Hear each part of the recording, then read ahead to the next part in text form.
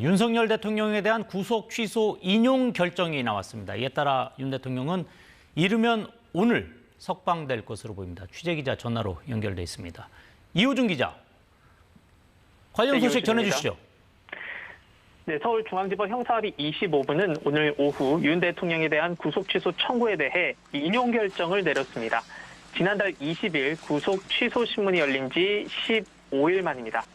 재판부는 윤 대통령이 구속기간이 만료된 상황에서 기소가 됐다고 보는 게 바람직하다면서 구속 취소 인용 사유를 이렇게 설명했습니다. 먼저 구속기간은 일수가 아닌 시간으로 계산하는 게 타당하다고 재판부는 봤습니다. 영장실질심사 등 법원에 있던 시간만큼 구속기간에 포함되지 않도록 해석하는 게 타당하다고 판단했습니다. 또한 체포적부 심사에 대한 관련 규정은 명확하게 없는 상태라면서 이러한 경우에 형사소송법상 불구속 수사 원칙 등으로 피의자, 즉 윤 대통령에게 유리하도록 해석하는 게 타당하다고 판단했습니다.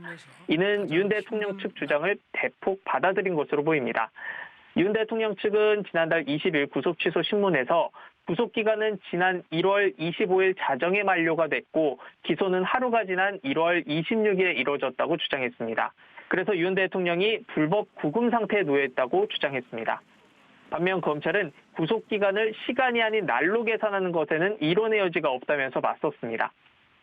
지난달 20일 신문기일에서 윤 대통령 측은 공수처가 윤 대통령 사건을 검찰에 이첩하는 과정에서 신병 인치 절차가 없었다고도 주장했습니다.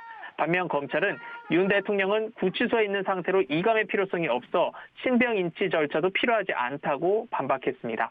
앞서 검찰은 지난 1월 26일 윤 대통령을 내란 우두머리 혐의로 구속 기소했습니다. 헌정사상 초유의 일입니다. 윤 대통령 측은 구속 취소 청구는 지난달 4일에 있었고 이에 대한 구속 취소 신문은 지난달 20일에 있었습니다. 지금까지 헌법재판소에서 KBS 뉴스 이호준입니다.